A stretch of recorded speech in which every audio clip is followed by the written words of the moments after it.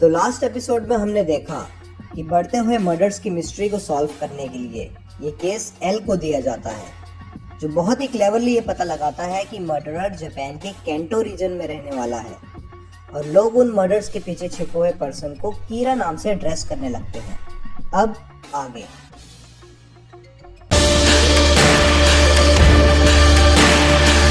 Police department और L मिलकर जब केस को डिस्कस कर रहे होते हैं, पुलिस डिपार्टमेंट का एक मेंबर सारे मर्डर्स की टाइमिंग शेयर करता है, जो टाइमिंग सुनने पर एल ये कंक्लूड करता है कि कीरा जरूर एक स्टूडेंट है, क्योंकि मोस्टली सारे मर्डर स्कूल टाइमिंग के बाद होते हैं और वीकेंड पर मर्डर काउंट भी इंक्रीज हो जाता है।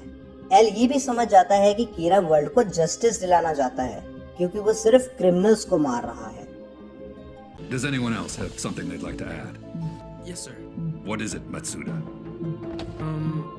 Well, I'm not saying this to support Kira or to condone the murders, but in the last few days throughout the world, but especially here in Japan, we've observed a dramatic decrease in the number of violent crimes committed.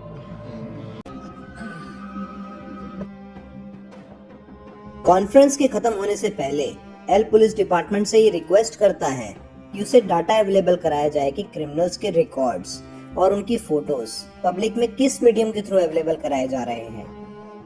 Light अपने room में बैठा अपनी sister सायो को maths problem solve करने में help करा रहा होता है कि तभी उसे अपने फादर के वापस आने की आवाज सुनाई देती है।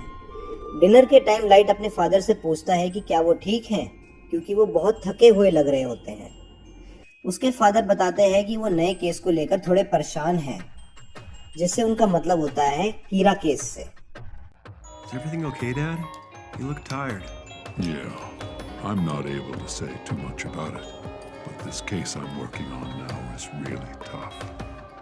र्यूक लाइट से पूछता है कि उसके फादर पुलिस डिपार्टमेंट में हैं, क्या तभी वो इतना कॉन्फिडेंट है कि वो नहीं पकड़ा जाएगा। लाइट बोलता है कि वो बिल्कुल कॉन्फिडेंट है, क्योंकि वो अपने फादर के कंप्यूटर को आसानी से हैक करके सारी इंपॉर्टेंट फाइल्स को अपने कंप्यूटर में कॉपी कर सकता है, जिससे पूरी इन्वेस्टिगेशन पर वो नजर रख सकता है।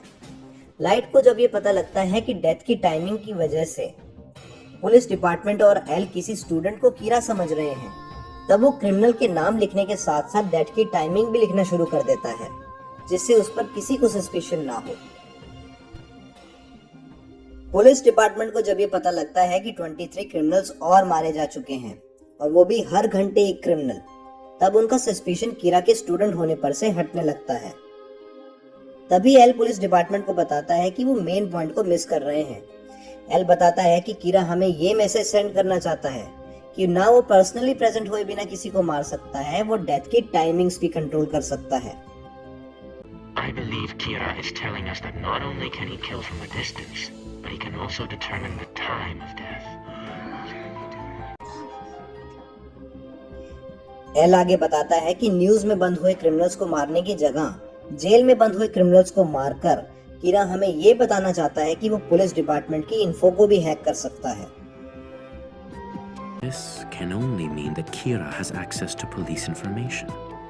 It's obvious now. This is a direct challenge to me.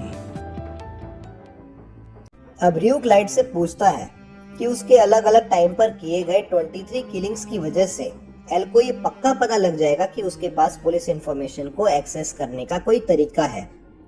तो लाइट र्यूक को बताता है कि इसी वजह से एल पुलिस डिपार्टमेंट के लोगों पर शक करने लगेगा और उन्हें इन्वेस्टिगेट करने लगेगा, और पुलिस डिपार्टमेंट के मेंबर्स एल पर शक करने लगेंगे क्योंकि वो अपनी आइडेंटिटी छुपाता है।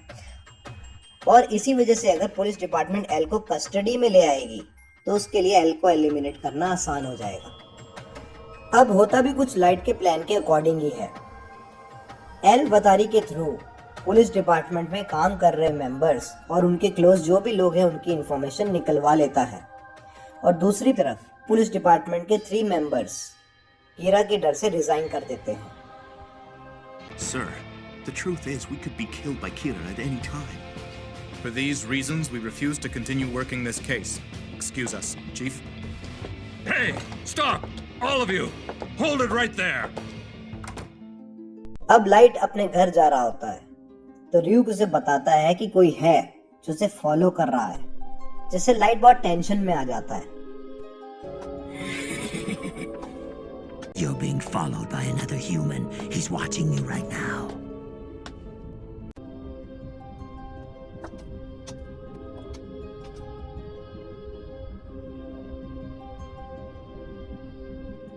घर पहुंचते ही र्यू ग्लाइड से पूछता है कि क्या उसे पता है एक नॉर्मल ह्यूमन बीइंग जिसके पास डेथ नोट है और एक शिनिगामी में क्या फर्क होता है, और एक शिनिगामी अपनी डेथ नोट में लोगों का नाम लिखता ही क्यों है। लाइट के मना करने पर वो उसे बताता है कि कोई शिनिगामी किसी ह्यूमन का नाम डेथ नोट में लिखता है तो उस ह्यूमन की बची हुई लाइफ शिनिगामी की एज में ऐड हो जाती है, बट जब कोई ह्यूमन डेथ नोट में किसी का नाम लिखता है तो फिर भी उसकी लाइफ उतनी ही रहती है। और सेकंड डिफरेंस जो शिनिगामी और ह्यूमन में होता है वो ये होता है कि जो शिनिगामीज की आईज होती है उसमें कुछ ऐसी पावर्स होती है जिससे उन्हें हर ह्यूमन के सर के ऊपर उनका नाम और उनका लाइफ स्पैन दिखाई दे सके। Shinigami can tell what a person's name is by just looking at their face. We know instantly. And do you have any idea why? Because through a Shinigami's eyes, a human's name can be seen above their head. Not only that, we see their lifespan as well. Their name and lifespan? और अगर कोई human जो death note को poses करता है चाहे तो शिनिगामीज की आइज को भी पोजेस कर सकता है, लेकिन डील ये होती है कि ऐसा करने पर उसे अपनी बची हुई लाइफ का हाफ हिस्सा शिनिगामी को देना पड़ेगा। If I had that power, the Death Note would only be easier to use. So, what'll it be, Light? Is it a deal?